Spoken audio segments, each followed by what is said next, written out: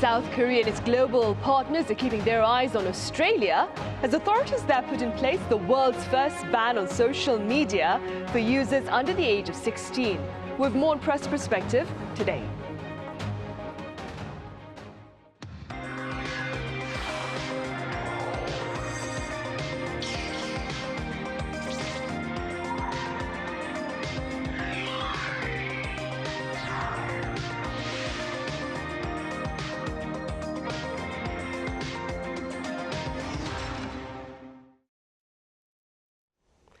Hello and welcome to Wednesday's edition of Press Perspective for December 10th here in Seoul. I'm Min Sunhee. It's official. Australia's ban on social media platforms for children and teenagers under the age of 16 has gone into effect as of today. For more on the world's first such ban, I have Steven Borowiec with Japanese weekly news magazine Nikkei Asia here in the studio. Steven, it's great to have you here. Nice to be here, thanks. I also have Chloe Borgnon with French broadcaster France 24 with us. Chloe, welcome back. Hello, thank you for having me. Right, Steven, let's begin with the social ban by the Australian government. How will it work and why is it there? Well, first, I mean, the basics of how it will work are, of course, you can't ban children entirely from accessing social media or the internet, but basically how it works is that children are not supposed to be able to set up new accounts, and accounts that they already have will be disabled. I think there might be some kinks in getting this to work. There was one Australian media outlet who just reported today, the Australian Financial Review said that some of their reporters had kind of found ways around it. So we'll see just exactly how well it's executed. But the reason for it is that there was one government official who was quoted by saying this will allow more kids to have time to learn an instrument or a language or walk their dog or master a torpedo punt or the perfect lob pass. Torpedo punt might be something from Aussie Rules football or another kind of locally specific game that I'm not aware of. But I think the bigger objective here is to protect kids from, I think there's two things. One is just there's concern over just harmful misinformation being online. There's things that are misleading or that are just explicit or potentially dangerous. There are online predators. There's violent or suggestive things that kids should just not be exposed to. And the other one is just I think it's protecting young and still developing brains from just the speed and the dopamine effects that can come with being online, constantly being exposed to things that are, in some way exciting or intriguing or kind of wanting to allow kids to have some space to let their brains more fully form and, probably spend, as that government official laid out, spend time on some slower paced and potentially more rewarding kind of long-term activities. So we'll see how it goes. It's obviously in the very early stages, but it's an innovative and a quite ambitious move by the Australian government. Right, and before we delve any deeper, Steven, for the sake of clarity, could you tell us a bit about the platforms that are currently off limits to those under 16 in Australia? I believe there are 10 platforms? Yeah, and so the way that the government defines social media platforms is what is subject to this are platforms where users post things that other users can see, and then they can interact on this kind of shared online space. So this applies to TikTok, X, formerly known as Twitter, Facebook, Instagram, YouTube, Snapchat, Threads, and I think there might be a few others. But something like WhatsApp, for example, is not subject to it because it's something that exists purely for the purposes of messaging. So, and also online games are something that's not subject to it. So, yeah, the idea is, I think some of the people who were pushing for this bill were parents whose children suffered some kind of adverse effect that they attributed to information that they encountered on social media. And my Nikkei Asia colleague in Sydney interviewed the father of one young girl who died by suicide at the age of, I believe she was 15. And he attributed a drastic worsening of her mental and physical state by misinformation that she encountered online. Apparently she came across pages and she came across testimonials from people who would say that it was possible to live on only 200 calories per day or something like that. And she thought that by following this advice, she was going to lose weight. And she ended up tragically dying. And so in a quite emotive interview that my colleague did with this gentleman, the point that he made was, when you're 13 years old, you're just very impressionable. And it's hard to make sense of the world when you have so many different things coming at you all the time on social media, and he argued that it was imperative for authorities in Australia to give kids, to cut kids off from this kind of influence and to allow them space to be kids. That's something that a number of Australian authorities have said, that this is, the idea here is to allow kids to enjoy a more kind of conventional childhood and to not be seeking to participate in kind of more mature, more adult spheres at such a young age. Right, and staying with what Steven mentioned earlier about how this campaign or this ban began, Chloe, the Australian media has touched upon the story of one mother whose story of grief, of course, is believed to have launched this campaign for such a ban. Could you tell us a bit about that? Yeah, sure. So she's been kind of all over the media in Australia especially, but also over the world. So her name is Emma Mason, and her daughter Tilly, who was 15 years old, killed herself in 2022 after relentless online bullying through social medias. So of course, again, we're speaking about subject like self-harm, and we are speaking about those kids. I'd like to remember once again to our viewers that if anyone is in a difficult situation like this, there's always helpline all over the country, nationally in all the different countries. So it's always possible to find those numbers and call if there is any need for help or even just to have a discussion. But so to come back to this subject of Emma's testimony about her daughter. She's been advocating for the social media ban, and she has shared a story with media, but also with world leaders. She was at the United Nations General Assembly recently, so she was on one of the sidelines project, but still she was there to deliver a message to the world. And what she's saying is, as Steven was explaining, is protecting children from social media. So their motto was, let them be children. So let them be kids, sorry. So what she was saying, and she's been documenting it quite well, that's something we already knew, but she's been showing it through scientific methods as well, is that since the introduction of social medias around 2011, we've seen a very sharp increase in childhood problems such as eating disorders. So that's what we were seeing with what Steven was speaking about, the Nikkei testimony, but also self-harm, other problem about bullying, online bullying, which are way stronger than the offline bullying. And so she has been advocating for the ban with other parents, and especially through the research that they have done, they are the ones who say that it should be 16 years old and not younger for the ban, because at first the discussion was, well, either to put a ban or not, but also at what age should we consider the kids mature enough to be able to be on social media? Should it be 14, 15, 16? And what she was explaining to some of the Australian media is she, through the different time of testimonies that she had, she ended up in a private dinner with the current Prime Minister of Australia, Anthony Albanese. And what she said is she realized at that point when they were discussing and when she was advocating for the 16-year limit, she said that she actually realized that they were talking about the details of the ban and not if a ban should be put in place. And she said that's the moment she felt probably that her campaign was going on and was bearing fruits and that it was going to happen.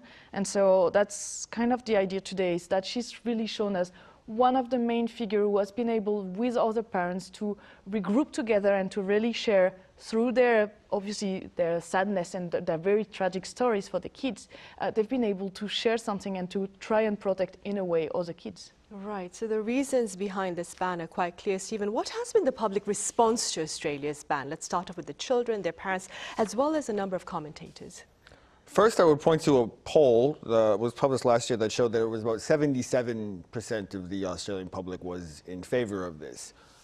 Children, I'm sure, have some misgivings because no child likes to be told that they can't do something. No child, I think specifically, children don't like being told that something that everybody who's older than them has access to this thing, but because you are just a kid, you can't have that. I'm sure that leaves a bad taste in a lot of children's mouths. Also, just because for those who have already gotten into the habit of using social media, who have made friends on social media, and who are just used to the velocity of social media, like telling a kid whose evenings have been filled for a long time with Instagram Reels or TikTok Reels, that now what they're going to have to do instead is read a book or watch a movie or go out and play with other kids, they're not going to like that. They're not going to be accustomed to that, and that would take some kind of adjustment. But as for the arguments in opposition to this, again, my colleagues in Sydney have been reporting on this, and they've quoted some experts who argued that there's a few threads in opposition to this. One is that this will do what other bans throughout history have done and drive users from a legal and a regulated way of engaging with something to an illegal or a unregulated, or kind of pushing children into the darker corners of the internet. The internet has a tendency to be. I think Bill Clinton once said that trying to regulate the internet is like trying to nail Jello to the wall. I mean, presumably, young people who want to meet each other online or who want to liaise in some way online will continue to do that, and maybe they will find ways of taking a messaging app like WhatsApp and kind of making it work more as social media once did. But I think, the other thing, the other kind of line of opposition that I wanted to mention was I read one expert who was quoted as saying that this social media is the way that children kind of learn about how a society works, and it's how they express themselves in a democratic system. They can't vote, they can't form political parties, they can't do any of these other things. And so social media is this way, kind of a key way for them to express themselves. I think there's flaws in that argument, but just in the interests of balance, I think we should at least point that out. And with regard to the criticism, Stephen, what has been the Australian government's counter-argument, if you like? Well, Prime Minister Albanese made what I thought was a good quip in support of this. He said that this is us, his words were, this is us taking back control. And the idea was that this was the Australian government standing up to these big tech platforms. I mean, I think all over the world, people use these big tech platforms, but there's been a kind of growth in negative sentiments about them, about, kind of resentment about them, the idea that these companies have too much power, that they are earning too much money to the detriment of other areas of the economy, and they're not distributing that money. This surveillance capitalism is a part of their business model. There have been cases where online platforms have been found to be selling off data or spying on users in ways that they're not supposed to. And so Albanese has. We got to keep in mind that I had the privilege of going to Australia earlier this year to cover the election, and one time when I was there, one thing that I heard all the time was this phrase "nanny state." A lot of Australians felt as though the government was kind of overly intrusive. The government was over-regulating things. There were too many rules. There were too many things. The government was kind of sticking its nose in too many areas of their life, more than that they wanted them to. I won't inveigh on that. I'm not Australian. I don't have I don't think it's my place to say if that's accurate or not, but I would just say that it's not surprising to me that Australia is the first country that's trying something like this, because as is reflected in Prime Minister Albanese's comments, this is a country where people really believe that the government ought to be taking a proactive and a strong role in not just the bare essentials of governance, but in other things. A country where people believe that government can be a force for good and a force for health and a force for safety and order in a way that you might not encounter in the rest of the English-speaking world or in a lot of other parts of the world. So at least at this point, the government seems quite confident, and they do seem to, as I mentioned that poll before, they do seem to have a kind of majority support. And I guess the other message that they might want to send is that, I haven't heard Albanese or anyone else say this, but we are talking about children, and children do not customarily enjoy all of the full rights of citizens that is conferred upon adulthood. And perhaps this is just, a kind of extension of that logic to suit this very online era that we're now in. You're right. Chloe, in the meantime then, what has been the response from the tech companies, from these social media platforms with regard to this particular ban? Yeah, so many of the social media firms, even before the law was really passed, they have been spending the year very loudly protesting against this new law. So, for example, they've been claiming that the ban could actually risk making children less safe, that they argued that it was an impeachment on their rights, and that there was also the question that, would they do with the tech to be sure to reinforce this ban or were they going to be able to do that. For example, when the law was passed, so Twitter, or previously Twitter, so X claimed that it was also probably unlawful and that it was infringing on human rights. And more recently, the BBC got a statement from Meta, so the company that owns Facebook, Instagram, and they were saying that there is a better way, that the legislation should empower the parents to give consent or not, rather than having the government to decide which app the teens can access, which is actually what's been done in other countries as well for younger kids.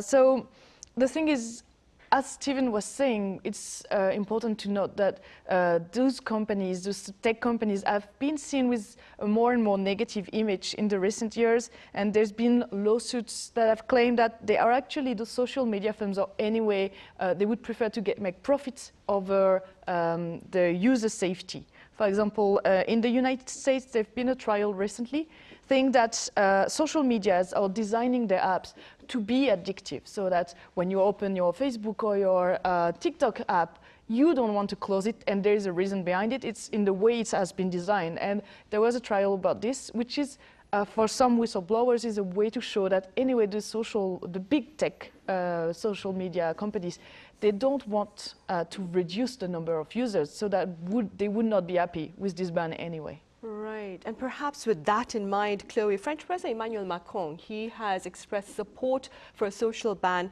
for children, young adolescents as well. He made this very clear back in September. Could you tell us a bit more about the efforts over in France and also in Europe with regard to protecting minors from social media harm?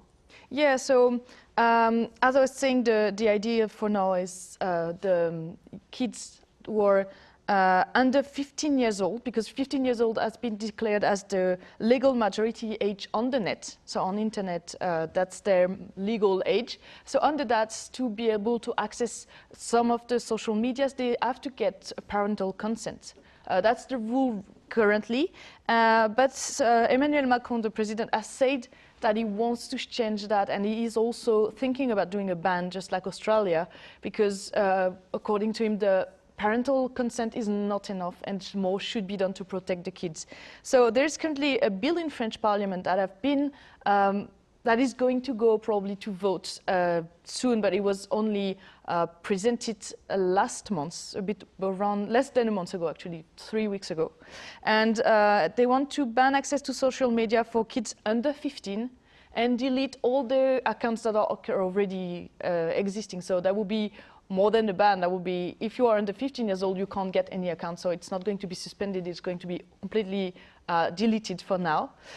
It's still very early stages, so it's not been discussed in Parliament yet. But it's interesting to see that it was done by someone from the party of the president. And so Emmanuel Macron also said that he wants to move towards a ban, either by himself, so France itself, or what it would be better, because obviously we are part of the European Union. He said that he would like to have a movement going forward with the rest of the European Union. For now, there are a few countries that have already said that they would be also interested into the idea of a ban. That would be Greece, Spain, Ireland, Belgium, and Denmark. And the idea is that the European Union is anyway going to put in place an electronic wallet there where kids and adults and everyone will be able to put all their official documents. So that would be a good way to be able to check the identity of the kids and check their real age. Because for Australia, for example, I've only seen a few videos of kids, but some of them are saying, I did not put my legal age. So obviously, I'm not 15, but I'm pretending to be 18, and the ban is not applying to me. So that's one of the things, how they would want to do it would be through maybe this electronic wallet. And for now, Europe has only been proposing making a non-binding proposal, so nothing legal yet, but they want to harmonize the majority age for every European countries on the net and put everyone at 16 years old as the legal age, and with the possibility to start social media accounts from 13 years old with parental consent. Right. Steven, on a personal level, what are your thoughts regarding Australia's social ban on children? As a father, of course. Well, as a father of a 6-year-old, I think If it were up to me, I might even take it further. I might even 18, or I might even find some, ban more online things. Like, just to share an anecdote, like a few nights ago, I was walking home. It was kind of evening, and I came across these 4 kids that were sitting on a bench outside of the subway station, and there were these four kids that looked like they were maybe middle school age, and they were seated right shoulder to shoulder, and all of them were just looking at their phones. They weren't looking at each other. I don't know if these kids had said, like, hey, let's all meet up and sit on a bench together and all stare at our phones. But it was just like I didn't take a photo, but it was just like a tragic thing. I am very much of the belief that childhood should be full of time spent playing outside, playing sports, reading books, drawing, painting, playing music.